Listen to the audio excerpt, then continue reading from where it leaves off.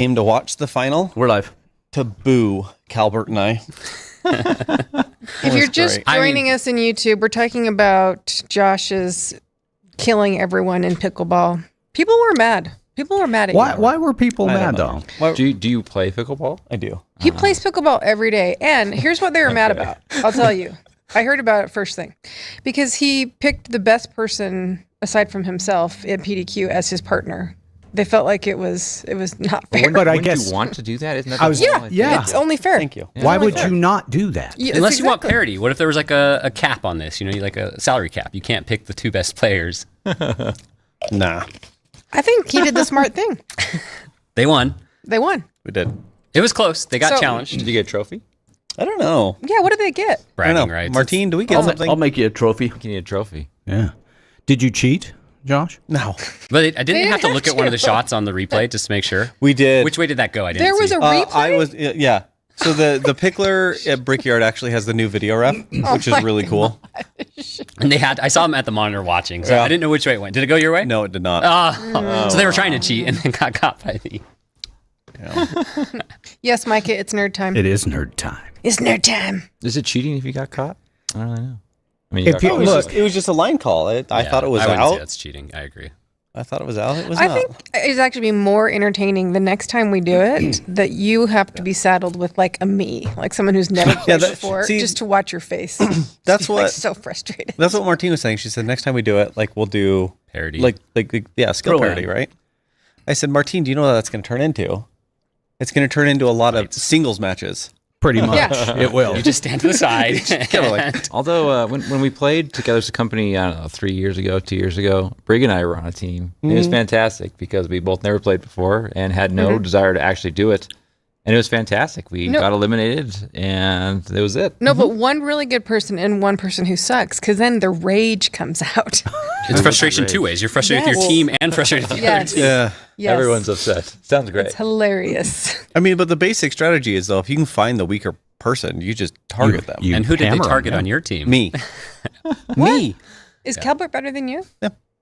Really? Okay, so Andrew's listening, I'm guessing. Who's better, Andrew, you or Calbert? Oh, I don't know. Do we have Andrew on? We don't have him on. No, he he's not was here. in Discord. He was in Discord, yeah. But what we ended up doing is at that point, Calbert and I would just stack. So I always was on the less dominant side. I saw the way you and it guys- reduces the attack surface. Andrew said it's not him. I don't know. I saw him play you. Andrew's Andrew's good. good. though. Well, I know. Brig, for the record, I would gladly be on your team again. It was an honor. Yes, Tim, we're all nerds. It's true. And Josh called me a nerd this week for the first time ever. I did. It was exciting. You're talking to Austin Wow. about networking at lunch. You It was fun. achieved the rank of nerd. That's impressive. It was fun, actually. Yeah. Austin is very, very smart, and he's fun to talk to. I thought you were going to say something like surprisingly. I was like, you're a jerk. No, I don't. He's a genius. That's not surprising. Did it just get very quiet in here? It did. Dun, dun, dun. I'm still thinking pickleball in my mind. You know? You are? You're still in pickleball I land? having a stroke. Pickleball. We should probably introduce you guys in case they know who you are. Well, Do they? but first off, hang on though. We have to wish Tara happy birthday. If you can see, there's a little bit of Thank cake you. on the table there that no one is eating. I And ate 2 bites. Thank you. I appreciate that. And he said it 'cause was delicious. I got a bite. You've got some? Because I baked it. Uh-huh. You made that, huh? You baked it from the Winco across the street? That's right. No, it was a Smith's by my house. Oh, okay. Oh, thank you, Kelly. You're Thank welcome. you.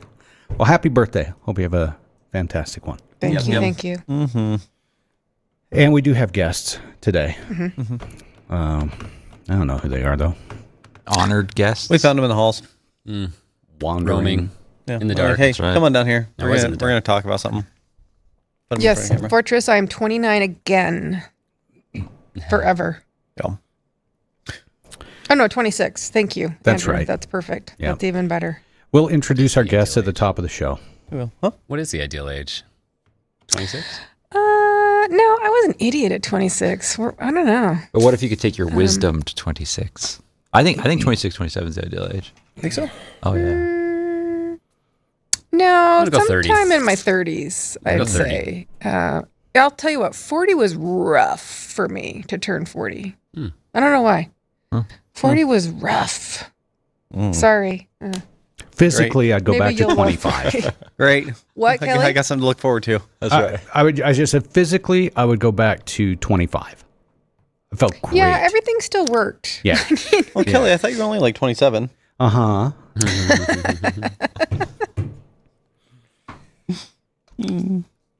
Oh, well. Shh, don't say anything. Let's see Just how sit long we here can in go with silence. dead air. You guys are just testing me, aren't you? I was reading comments. I was reading the comments. I was just going to like stare at you through this control glass and just wait. Yeah. Wait for you to say something. Yeah. Andrew's hoping that 45 is your peak. I'm sorry to break it to you. It won't be. It might be. I mean, I guess it might be, but 45, everything's kind of breaking. That's when you like wake up from sleep and going, why did my back hurt? I was sleeping. What's happening? Soreness happens more. I agree. Oh, for sure. Something to look forward to. Oh, yeah, it's delightful. This is such a great conversation this morning. Are you enjoying it? Yep. Are Eat you some more sore cake. yet? I can't eat any more cake. Jeff, Eat it now while you can before you're 40. I know. Apparently, I'm just all downhill from here. Jeff, that's true. It's better than not waking up. Are you sore yet every day when you wake up for no reason? Wait, every day? Oh, I'm sorry. No, it's great. No, I feel great. No, should I be? I feel like maybe I'm not going to go too deep into this, I promise, but maybe you need a new bed. Oh, no. come Don't on, get him on yes. beds. By the way, I'm actually on a bed search right now. You're no, replacing crap. For guest beds. Oh, okay. I was going to say. So something a little bit tear down. But I also am tempted to say, is Layla really, I shouldn't say it, is the company that Mark loves. You can go ahead and say it. I mean, what would be great, we should talk about it, and then maybe they'll sponsor us. Oh, they totally should. I don't know if we yeah. want to be sponsored. Have you timed your pitch yet for Layla? No, I never timed it. I did sign up for a referral code because I have sold approximately 20 of those mattresses at this point. I know of at least like 4 you've sold. And so in our mutual connections. Yeah, I'm up to 20. Have you made a PowerPoint presentation? Yes. I will admit that I have. It's a fantastic bed, okay? It is an amazing bed. It's an amazing bed.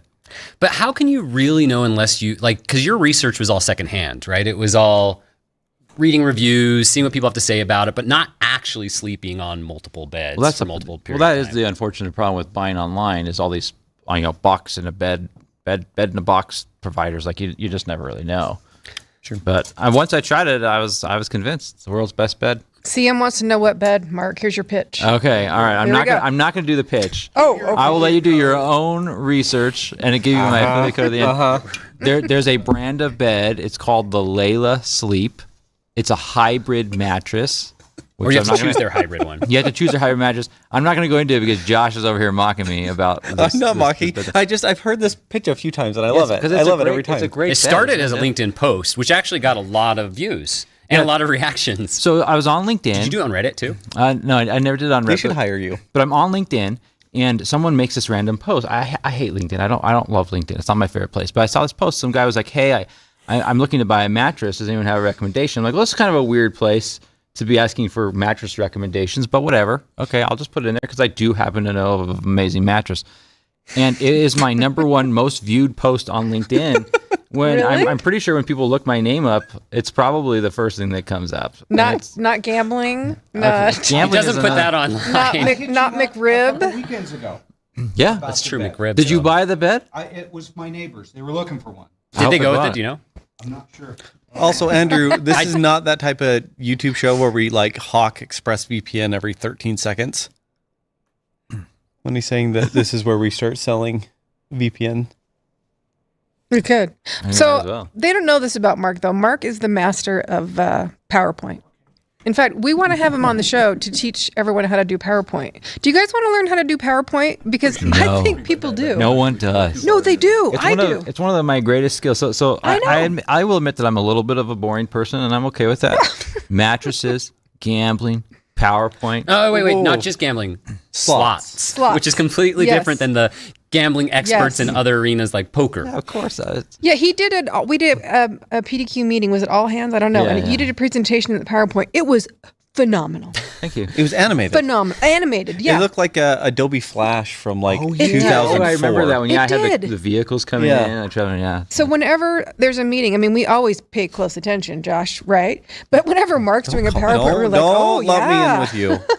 No, but it's true. Everyone, if we know Mark is presenting, Yes. everybody, it's like the most anticipated presentation It because is. Mark is an amazing storyteller. Oh, Yes. thank you. I mean, it truly is. And if you throw in PowerPoint, You I'm get there. both, yep. I'm there. And the Plymouth Prowler. Yeah. And so then Oh, what? I love the Plymouth Prowler. That's Yes. such a great car. That was the like one of the first like interesting things I learned about you. Is you like the Plymouth Prowler, and No, then there was a McRib. there was the remember? frame like a frame of reference shift for a second there. It's like I'm one of like 5 people. Yeah, It took me a long time to figure out you weren't trolling us about how much you love slot machines. Like I thought first few times you were just kind of playing. Oh with yeah, it. You did too. I love slot machines. In fact, I have a picture here. I normally don't just like share personal pictures, but I think it's worth sharing. I should send it over. Did you hit to the jackpot? I didn't hit the jackpot, but I did hit.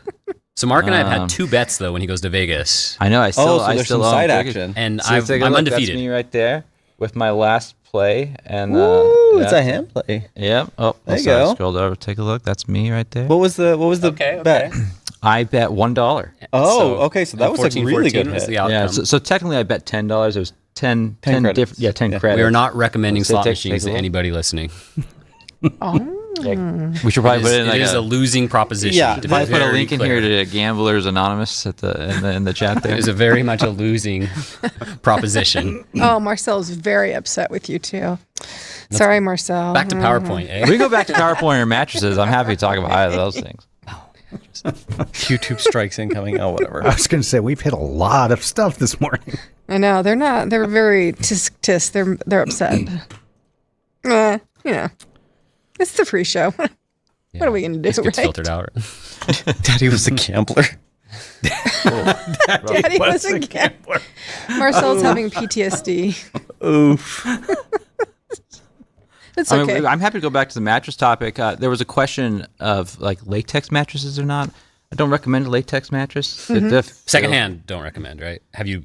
I have touched a latex mattress. I've touched. But they feel weird that I don't know. The hybrid mattress is perfect because it's memory foam and it's springs. Memory foam. Anyways, I'm not going to go into too much, but highly recommend hybrid mattresses. Okay. I'm really liking this. This is fantastic. I think you should take a look. I don't know. I have a new mattress actually to answer your question. So no, it's not the mattress. It's the age of my body that was why it hurts. How often should one get a new mattress? I actually do not know that, and I'm sure it depends a little bit on the quality of the mattress. Big Mattress tells you that you should replace your mattress every 6 years. Big 6 years. mattress. And what would Big Mark tell me? I think they last a lot longer than 6 years. I think you can pretty much. I don't know on this particular mattress that I purchased and convinced you to buy, but I do own the mattress that he recommended. I'm at I think 7 years on that mattress. The quality still there? Yeah, it's still perfect. Have you flipped it yet? This one flipping is hard. It actually is two-sided, but there's a soft side and a firm side, or a medium and firm. Or Is it medium 10 and medium. o'clock yet? But I'm so. So if you loving flip it, this. you're changing your whole 45 experience. seconds. Oh, thanks, Perhaps Drew. perhaps we should do a segment on mattresses. I mean, Don't. You know what? Yeah, let's change Yeah. out the segment on vulnerability management and talk about mattresses. Just pull up your PowerPoint. We know Mark's topics if he comes as a guest. That's right. And we have a second confirmation here on hybrid mattresses. I second hybrid Oh, mattress. from Thank you. Zach. All right, Zach. Zach's an yeah. insider. I don't know. Yeah. Zach is joined. It's on. Zach's been kind of quiet in Slack lately. It's been sad. I've Don't missed encourage him. Zach, we need a few more memes. We do. Not of me. Just a reminder to sit up tall. You always are Oh, the yo. target of. Straighten them spines. I love it. Tara's the only one that doesn't move. She's Who's like, the reminder Tara? for specifically? It was Tara, I- but she didn't move. I don't move. Look, I haven't moved. I'm like a statue, He was dude. just telling you to move. Just Oh, you want me to move? He said sit up tall. time Is for a he talking show. to me? All right, bye-bye.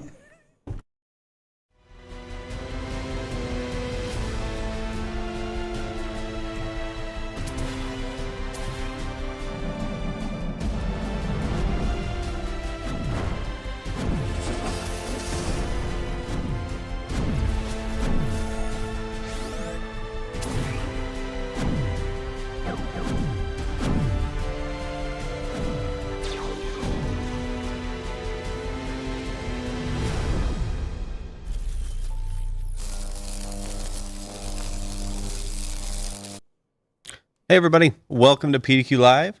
Today, we are joined by two special guests. We have Jaron, who is President and COO, and we have Mark, the VP of Product. And today, we're going to talk about two new exciting things, two new features in Connect, and we're also going to talk about new plans for Connect. Before we get started, though, Mark, do you want to kind of intro the first feature that we're going to show today, the remote desktop feature? Yeah, so we're really excited about this. This has been a top requested feature for a long time. It's like literally in every meeting we talk about, what we're going to do next for Connect, and this is a recurring theme: remote desktop, remote desktop. So we've been hard at work for a handful of months on building this out. We're really excited to be releasing it. It's been in beta. We've had lots and lots of beta testers, lots of really positive and some constructive feedback on the feature. And Tara's going to walk us through a demo today and going to really show us how it works. Let's do it. Okay. I should have sat up like Drew told me to. Gosh, I shouldn't listen. I mean, I should listen, shouldn't I? It's for your own good. It really is. All right, let's jump in there. Okay. So, first thing, it used to be somewhere different, the remote icon, and it moved right here next to the computer. So that's super healthy. I like it. I like it Yeah, right if there. you were a beta tester, you notice that it used to be nested inside of the computer object itself. So now you can still get to it from there. You but still can, You can yeah. also just jump to it right here from a column. Yeah. So I have a couple sessions open, but I'm going to show you what it looks like when you first launch it. Thank you, Drew. So I'm going to find Cocoa Krispies because I don't think I've done one for that yet, but let's find out. Yes, I picked the right one. All right, so I have not yet downloaded this one, so let's do it first. So I'm going to hit Install Remote Desktop Agent, and let's see how long it takes. It should be pretty quick. So we designed it so if you need to initiate a session, it shouldn't take too long. Should be pretty painless, I hope. And now that I'm saying that, it's going to make a liar out of me, because why wouldn't it? This is just the first time, right? We Yeah, just it's need just to the get the first agent time. on the machine. Yeah. And then while it's doing this, I'm going to do Control Alt Delete and just show you. Well, no, I'm not going to because it was just too fast. So it's pretty fast, right? Yep. So even if you have a red hot emergency, it's not going to take you that long. So everyone that's like, I don't want to do it every time, look how fast it was. So here I am. Oh, okay, I'll be me. Can I remember my password, Josh? That's the question. That's the $1 million question. I can. Yay, I can. Maybe. Yeah, we'll see. I don't actually know. Actually, we're going to click on this, though. So here's all the stuff I can do up here. Desktop sharing. This right here, this chat thing, see how it has a little 3 right here? Just ignore it. That's the status indicator, Yeah. kind of things that are happening in the background, right? Exactly. But Yep. it wants you to click on it, and I did like immediately, but it's really just telling you stuff that's happening. So click on it, but I'm just going to tell you it's not going to give you really much information. It's really more like a log more than Yeah, anything right now. exactly. We're actually in discussions about kind of maybe changing how that functionality will work. Yeah, exactly. So I just started by clicking on absolutely everything. This right here, I really like this the most because you can drag and drop files right here. Mhm. And look how easy it is. Just drag it, it goes. You can also click on this one. I don't like this one quite as much, and I'll tell you why. Because it looks, for me, it's enormous. It takes up the whole screen. I don't like that. I prefer the one that shows up in the bottom right-hand corner, but you can do it this way. So it's just depending on what you want to do, you can do it this way. And that's it's there. moving files to and from the machine. To and from right? the machines, exactly. Yeah. Yeah. That's just, ignore that. That's just my BG info. This changes the size of the screen. Yeah, so that 1-to-1 right there, right? That's going to match the display resolution of your viewer machine to the target machine. So that can be like helpful if your machine has either the target machine has a lot more pixels than your machine does, or vice versa, or if you just want them to match exactly. Yeah. Right. Yeah, and we'll go into that a little bit more.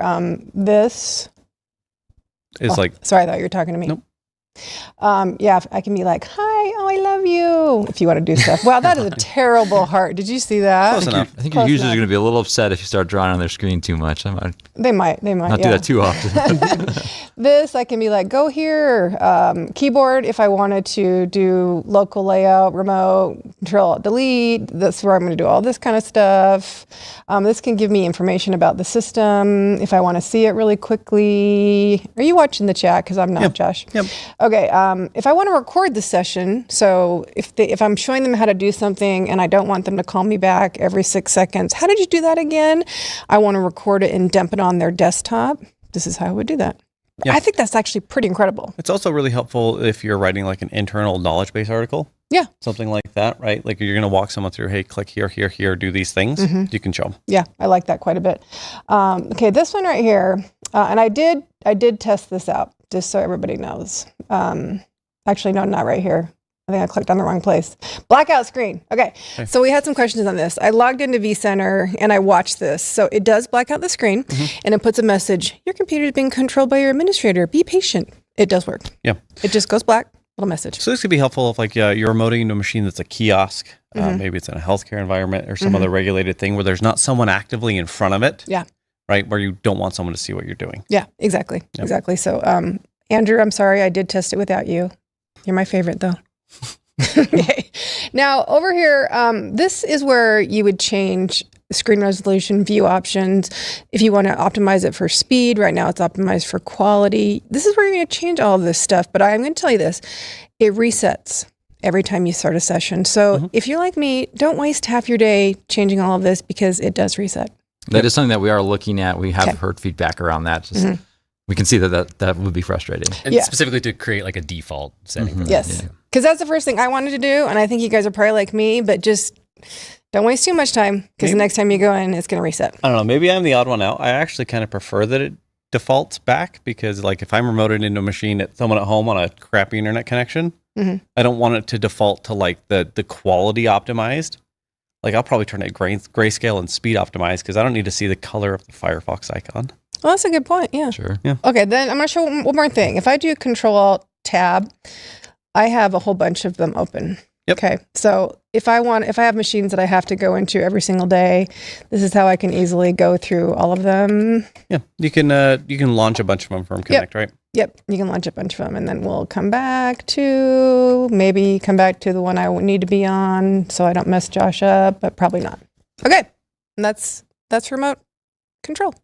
Love it. Yeah, it's nice. It's everything you'd expect out of a remote desktop client. Yeah, like all the features you'd expect are there. Yeah. I saw a couple questions that I think are probably worth answering. There was a question about, hey, what if I don't want to use remote desktop? I don't want to put it on my computers. Maybe you already have one that you like and you're happy with.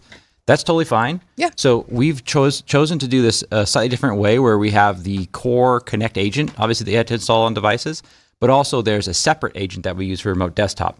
So if you don't deploy that remote desktop agent, you can't remote into devices. Along with that, we also have role-based access control, so you can enable or disable the access to remote desktop. So if you choose not to use remote desktop, that's fine. Obviously, we really like it, and we think you should. But you can also just restrict the ability to access the feature altogether. Yeah, we do have a couple of questions too that I can throw up your way. I think with RBAC, kind of a call out here is if you have custom roles, right, that you've already implemented in Connect, this new remote control feature is disabled for all of those custom roles by default. If you're an admin, obviously it's on, but for everybody else, it's off. So if you start using it and you're like running into issues, that's a good place. That's a good place to go look. It's also a good place to look if you want to use it and you can't find it. That's also the first place to look. Yeah, go click those on. Okay, let me throw some questions your way. I like questions. Are you going to add the remote desktop agent to the package library so I can mass deploy it to my machines? Yeah, it's a great question. That is something that we're currently discussing. We know that some organizations want to mass deploy it. Others want to be very selective. Right now, it does have to be deployed on a one-on-one basis, but we haven't officially decided that we're not going to. We haven't said no, but we haven't done it yet. Okay. Next question. Is there a file size limit for transferring drag and drop? Yeah, great question. I'm sure that there is, but I've actually never hit that limit. I'm not sure what it would be, but I'm sure you can't put a terabyte of data in there. But we can look into that and document that. How much time do you have? Give it a try, I guess. All right, got a couple more on this. What kind of security is behind the new remote desktop? Can I just disable it completely? I think we hit that a little bit already, but yes, you can absolutely disable it completely by using the role-based access control. And if you don't deploy the agent on a device, then it's not on in any way on the device. Okay, and one more. Can you block your own input as to not accidentally move the cursor's mouse when the other person is driving? No, I don't think you can block your own input. You can block the guest user, like the target's input, but not your own, right? Yeah, I don't know. Yeah, I don't think you could do that. Yeah. I've never tried to test that, but I don't think that would work. Yeah. I got one more that came in real quick. Sure. I think, does it auto log you in, or can you pick what user to log in as? It would be nice if it used labs. Oh, so I'm going to tie this into another question I saw in the chat too. It was someone saying, "Hey, we use this product and they use RDP to connect to a machine. So when they use the remote desktop product to get in, they only see the logon screen, like Tara did. So the remote desktop client binds to console 0, or like the active like monitor out session. So if you're curious like what those sessions look like on a Windows machine, you can run Q user. It'll show you the users that are in and the type of session they're in. So if they're connected via RDP, the remote desktop feature connects to the console. So that's why you see that to log in. If there's an actual user logged in, you're just hitting that same session with them. So you don't actually have to authenticate. Okay, we have one more. What happens if you connect to a terminal server with multiple users logged in? Can you choose which session to connect to? No, you cannot. So this is like a terminal server. All of those in a terminal service are going to be in RDP sessions, not the actual console. So you won't be able to pick. It'll just be like the default server out, like a monitor was connected. Okay. All righty. Should we go on to the next feature? Let's do it. Vulnerability scanner. All right. This is what I'm really, really excited for. This is a new tab within Connect. So to get there, you're going to come over here to this vulnerabilities tab. And this vulnerabilities tab, what it's going to do is after all of your machines are scanned, you can initiate a scan manually by clicking this. It'll go off and do it. It's also going to automatically do it. But if you're impatient, go ahead and click that. And it's going to return vulnerability information about machines that are there. So these are like CVEs or configuration issues that are with them. And it's going to order them from highest criticality to lowest criticality. And it's also going to keep a log of the ones that you have that are vulnerable and ones that have been resolved. Okay, can we tell a really quick true story though, just quickly, Josh? Sure. So we rolled this out a couple weeks ago for us. And this is my little area, right? This is my... Just the webcast domain, Yeah. So I heard from both Josh and Brock. They both messaged me and said, we need you to stop updating things because we literally need to do a webcast and a video and there's nothing broken. Yeah. That's actually true, you guys. And all I did was work these vulnerabilities and make automations. Yeah. Right? It works. Really fast. It's really fast. It's really fast. Really works. So let's go over it. Let's go for example, this very first one, right? So this very first one is an issue in Google Drive. And this you can read all about it here in the summary tab. You can read about its exploitability, also known as kind of the kill chain, like where does it come from, how to mitigate it, this, that, and the other, and then impact. So all of these go into the criticality score and the CVSS score. So this one's obviously a 10, so we need to take care of it. It's really, really easy to do. Yeah. If there is a package in the package library that's already associated with it, it's a one click. It's a click the package, click the target, click deploy. Yep, and that's going to go right now. That's going to be deployed right now. And you can notice that it says, vulnerable. We can scroll down and you can see like, this is a great example of ones where it's been partially remediated. Yeah. Right. So we had 8 targets here that were vulnerable and 2 that have already been resolved. So I can come in and say, maybe I can only do these ones here. And I want to deploy this update to them. Right. Or I can delete some of them out of here. Yep. And then we can see them individually get resolved as we go through it. And that one's doing the PS Windows updates. Now, what if I hit the status all right there on impacted devices over in the right-hand corner? And I just want to see my vulnerable ones. You can filter those out. Awesome. Okay. Right. But I kind of like to have it as all because most of you that have worked with a SOC or have a SOC analyst, they want to see like, hey, what's the target? How fast are we getting there? What is the number of impacted machines versus resolved machines? This lets you kind of drill down and get that. If we scroll way down here, because there's been a ton of vulnerabilities down here, right? Well, not that farmy, like this one here. Mm-hmm. You can see that on these machines, there was a problem with Chrome, and it's been resolved. Yep. So this is really great in that audit situation where it's like, hey, show me that you're actually meeting your vulnerability management SLAs and guidelines. Provide that proof. Let's go back to this very top one here. So we're still deploying that one. And here we can do the same thing for Firefox, right? We can deploy Firefox to all of these that are vulnerable and let it run through. Okay. So if you don't have, let's say there's not a package in the package library that there isn't a fix for, right? Or you need to go take action and do something else. What'll happen is instead of seeing this, hey, deploy this package, it'll let you attach a package. So you could go build your own remediation, right? The other thing you might see here in this window is something that says, hey, you might need to restart the application. This is particularly true for browsers. Yeah. When you deploy a browser, most of the time, it won't kill the session if someone's actively using it, and it will stay in a vulnerable state. The reason it's going to stay in a vulnerable state is because that process is still running in memory. Yeah. So if you actually want to get it to move from vulnerable to resolved, you're either going to have to restart the application or restart the computer. That'll typically just happen as the user just uses their machine. Yeah. Now, I don't want to keep doing this, especially for browsers, so I want to automate this, Josh. Exactly. Right. So we have a lot of them in here because I went in here and I turned off. Yeah, because you wanted to kill me.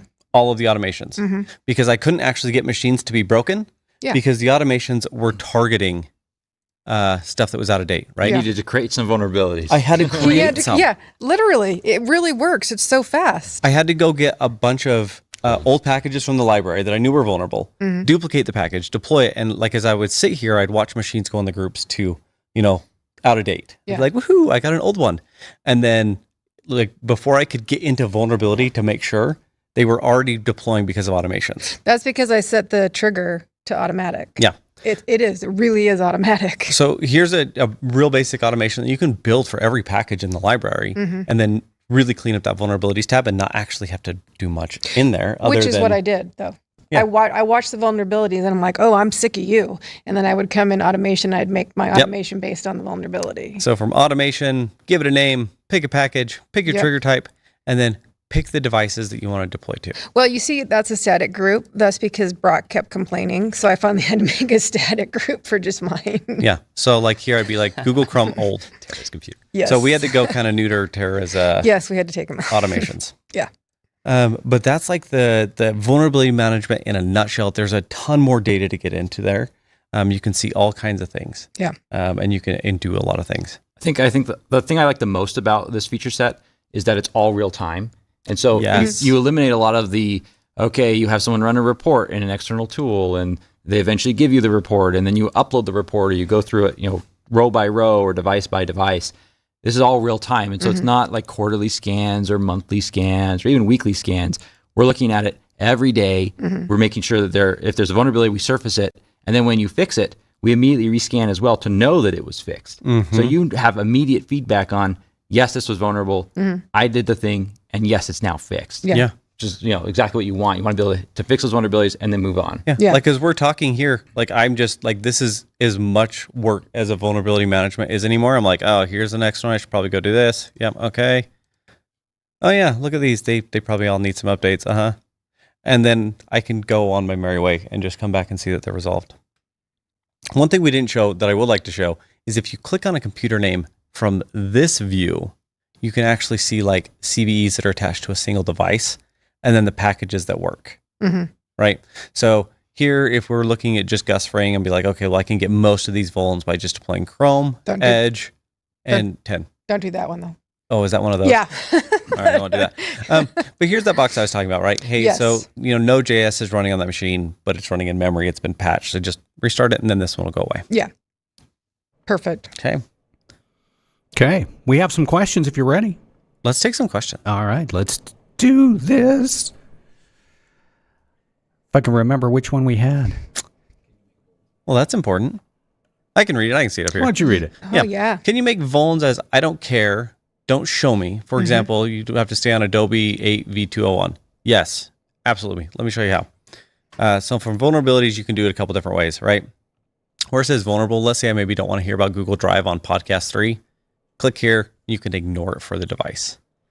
You can do that from like the other view as well, right? We can come here and we can say ignore for device. That way you can get those out of the way. Okay, got another one. Similar, almost.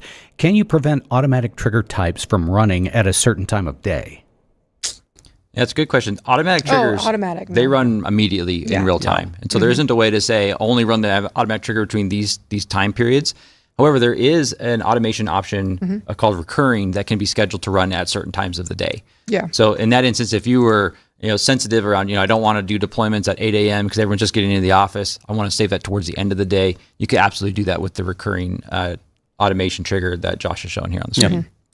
And you can add multiple triggers. You can multiply these like automations to get really granular. If you're like every like at 1, 3, 5 p.m. to try and catch people, you can get as fancy as you want. Or certain days of the week even. Maybe I don't want to do deployments on Monday. What I love about the automations is you can get really specific. You can say, hey, for this package that maybe we don't care about quite as much, let's just do that on Thursdays. But Chrome has some challenges with vulnerabilities. We want to update that all the time, immediately when it's discovered. You can do that really easily with the automation capability. Okay, next question. Can you do reports regarding the vulnerabilities on the devices? Yeah, you sure can. Our reporting capabilities for this feature are fairly limited right now, but in the reports tab, when you go to create a report, you can now select, I forget the exact word, but vulnerability type report.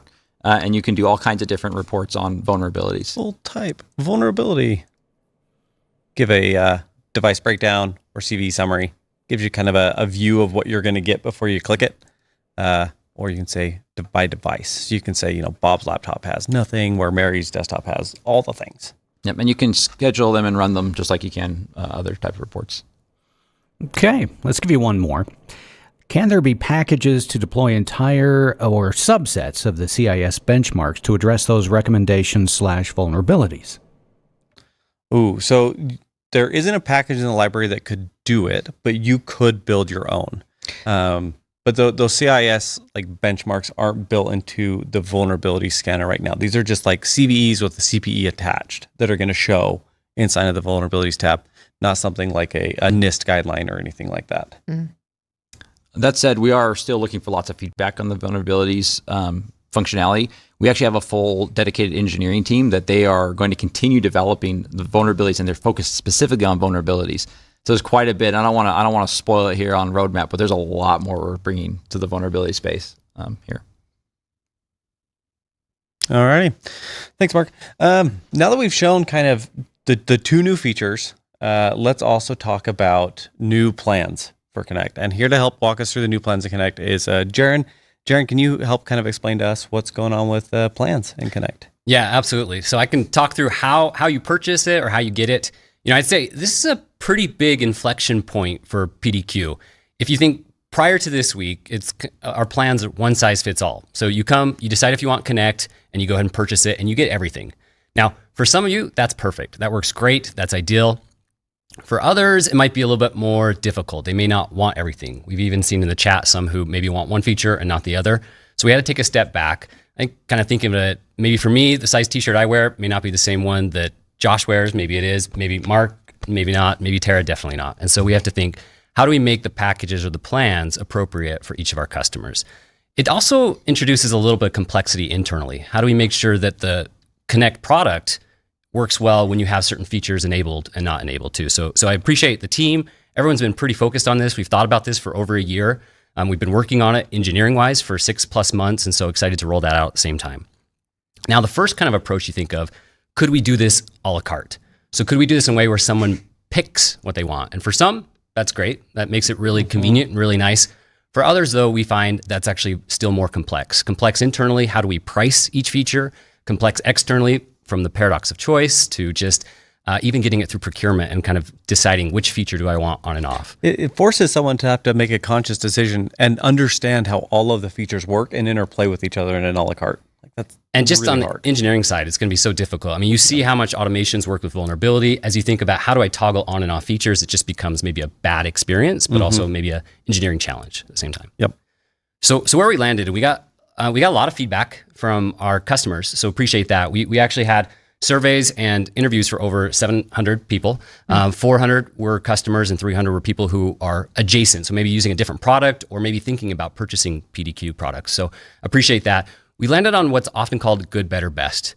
And so it's 3 packages. We can kind of flash that and show it. Funny, when someone who knows good, better, best, maybe this is, the terminology is new to me. They did GBB, and I was thinking in colors. I was like, green, blue, brown, what is this? But it stands for good, better, best. So let me walk you through those a little bit.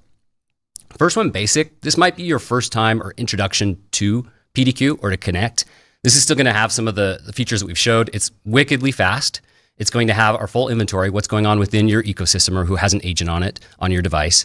It's going to have both your pre-built packages. So this is our package library, access to that, as well as any custom packages. So this is the bring your own application or anything you want to deploy on your own, as well as our fields and reporting. So great place to be as a starter, maybe a great place to be as a sidecar to additional tools you have. And we see a lot of our customers will enjoy that.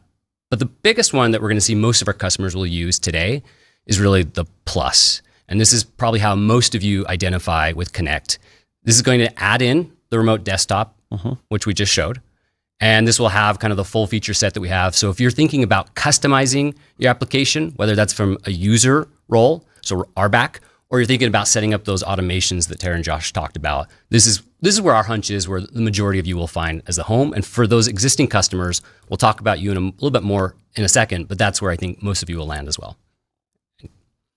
Okay, last one is premium. So this is where you get to the vulnerability scanning. We have our prioritization, our scanning, our one-click resolution, which we're really excited about. You saw the speed of it, and that's where the new offering will be. This one's at $28 per device. So you can kind of see that basic, plus, and premium as the 3 we have.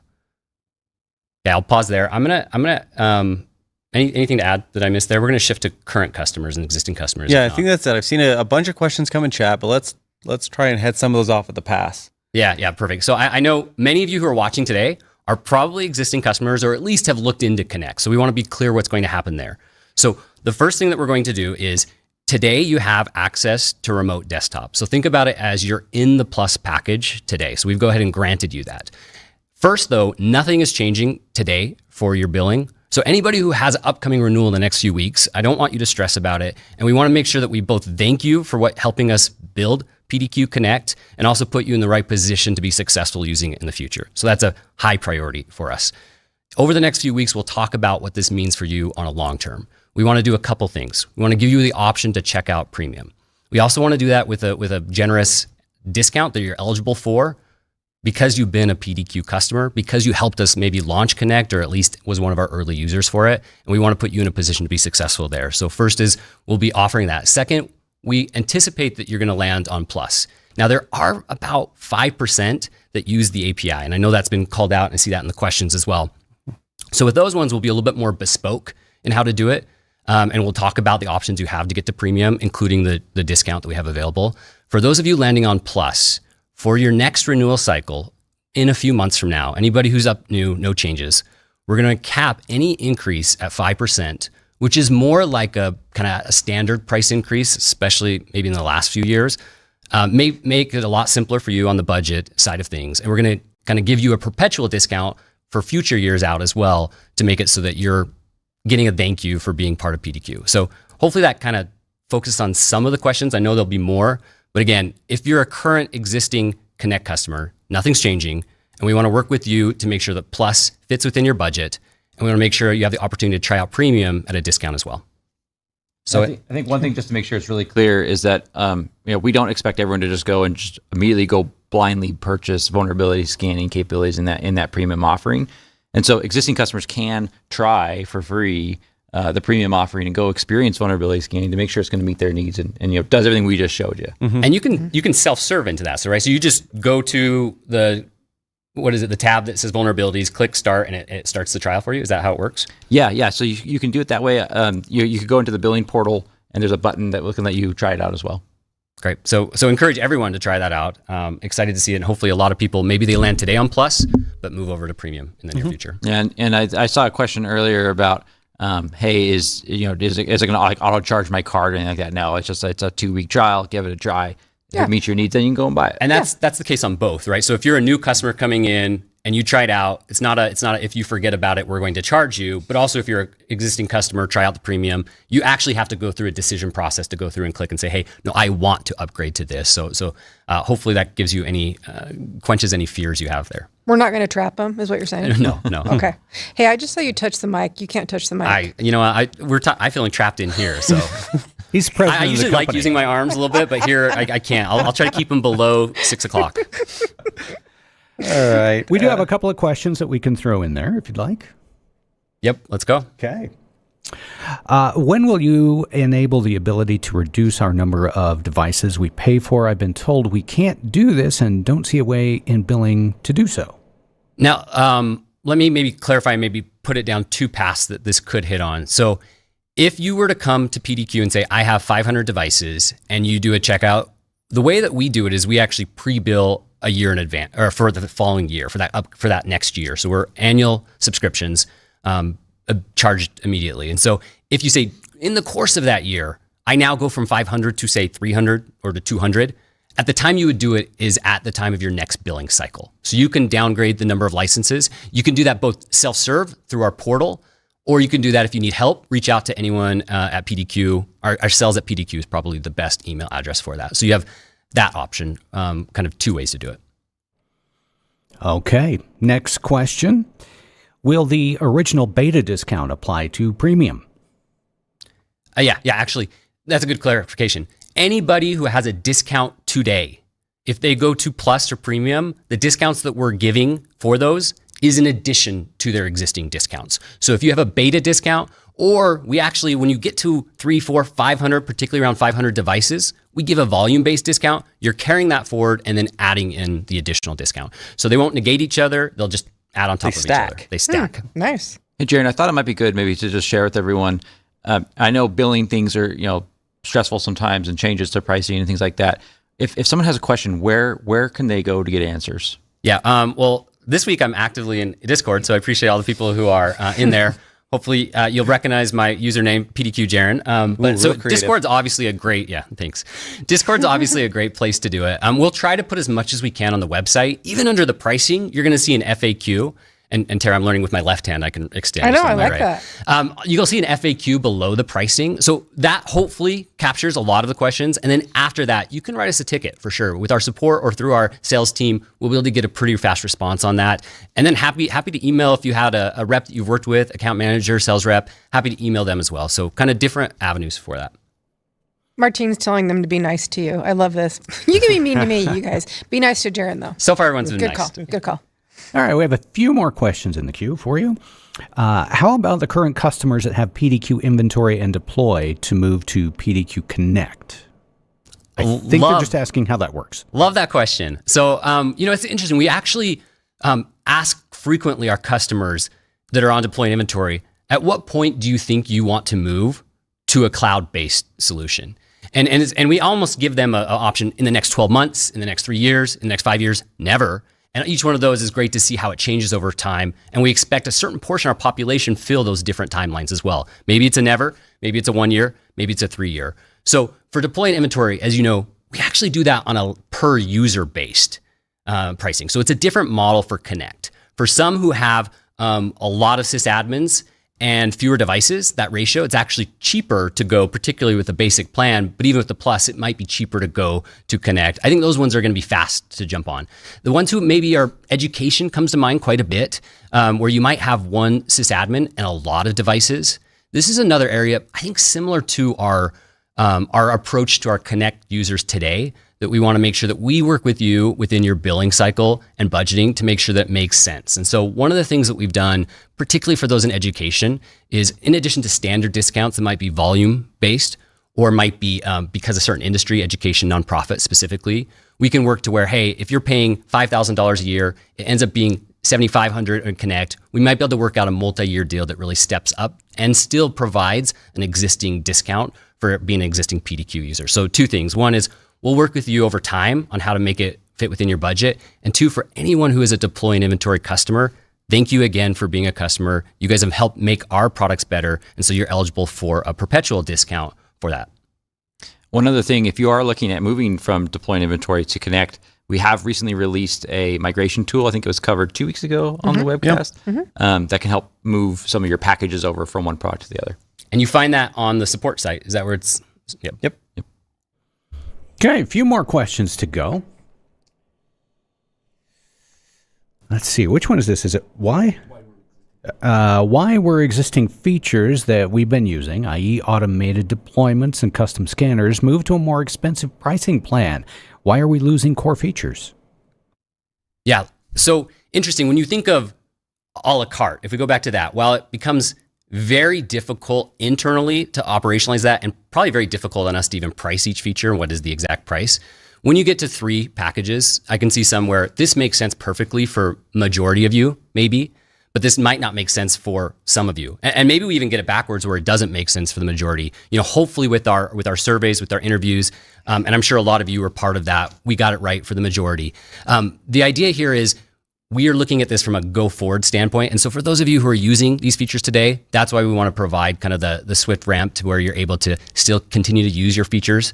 For specifically, I think for one of them, I touched on API usage is about 5% of our customers. So we recognize, hey, if I don't need vulnerability scanning, that one's a pretty steep increase. So let's talk about how we can bring that down for you. And we'll have a bespoke outreach over the next 2 to 4 weeks on the options you have available for that. So hear you for an existing customer might not perfectly align with what you want. And so we're going to work closely to make sure that you don't have disruption to your service and don't have a budget process that's going to be an impetus from you to actually repurchase or to renew.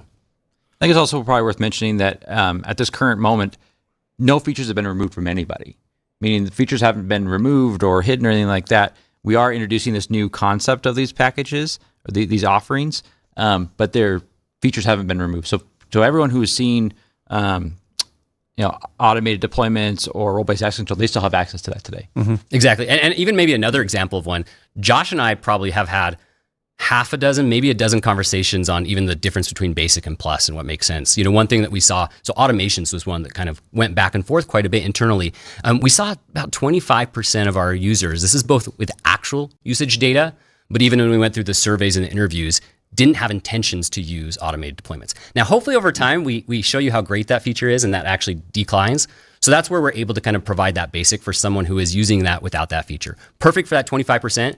Maybe that over time drops to 10, 15, maybe 20%, but a good entry point for someone that makes sense for their use case. Okay, we've got 3 more questions in the queue. Next question, any plans to offer Connect vulnerability scanning with Detect, similar to Connect and DNI? Yeah, great question. This is something that we are looking into on how we potentially integrate patching inside of Detect, but there's nothing like totally firm there right now. Yeah, I would even maybe add to it as we continue to explore these 2 products and as we continue to even have our own webinars, which to us are great interactions with customers. They're able to join live, ask questions. I think we're going to be very interested and appreciate your feedback on Discord or through webinars on how vulnerability scanning plus Connect solves your problem or where Detect is a better solution for it. And that'll both help shape our roadmap, but even help shape our bundling or packaging or our plans as we go forward. So Adam went on to say in the chat he has Linux and Mac computers, which is a good example FYI. of where Detect is a strong solution exactly. for it. That's a great example of it. Thanks, Adam. Couple more questions in the queue. Next one up is, how does this affect customers that have PDQ Detect? Yeah, from a plan standpoint, I think maybe we just touched on it a little bit. Those are 2 independent products. Again, I think Tara and Adam showed a really good example where Detect is going to be a better solution for you. I think over time, we'll continue to evolve that. I don't know if there's anything you would add from a product roadmap standpoint. I think you kind of touched on the last question. Yeah, we have quite a bit that we intend to do on vulnerability scanning inside of Connect. We've just barely scratched the surface. Some of the things that have been asked for in the chat are things like, hey, I'd like some more visual reports and maybe a dashboard when I first come in, or could you automatically fix vulnerabilities for me potentially without me even having to click the button? Those are things that we are actively looking at. And are some of the functions that you might find in Detect that are not yet in Connect, but we are looking to bring more functionality into Connect. You've done a lot in a short amount of time, though, a lot. It's quite a bit. Yeah, it takes time. It's pretty amazing. It's so fast. That's what I love about it. It's lightning fast. It is. To fix big security risks. Yeah, if you look at the typical vulnerability management lifecycle in a typical IT team today, it's measured in days. Mm-hmm. Oh, yeah. Not minutes. Right. Yeah, our engineering and product teams, they've been working hard on this. For sure. Okay, we've got time for 2 more. Okay. Here we go. Can you clarify if existing customers are losing any features without paying more? Yeah, I will try to be very clear. I know Mark even tried to kind of fill me in case I wasn't, but today, 0 impact to where you're at. Over the next few weeks, so meaning all your features are still there and Remote Desktop is now added to your feature set. For the majority of customers who do not need API access, that's 95% of you, we're going to remain in Plus. And if your renewals in the next few weeks or months, no impact. If your renewals further out, you will see this is more similar to a price increase of 5%. So you're going to get a discount excess of 30% to really bring down that 18 to the kind of the 12 and change. So that would be kind of step 1. If you want to lean in to premium and you are one of the API users, we'll work on a bespoke plan, so an individual plan to make sure that you're able to get the feature and functionality you have today and continue on that plan. I know it's a lot of information. So really, if you are confused or you're thinking you're getting, you're losing functionality, things like that, reach out to us. Just send us an email, and we're happy to walk you through it a little bit more. It's a little easier to understand it written down, truthfully. CM asked a question I think we should probably answer on email. Is sales@pdq.com the best place to go? Yeah, sales@pdq.com. Okay.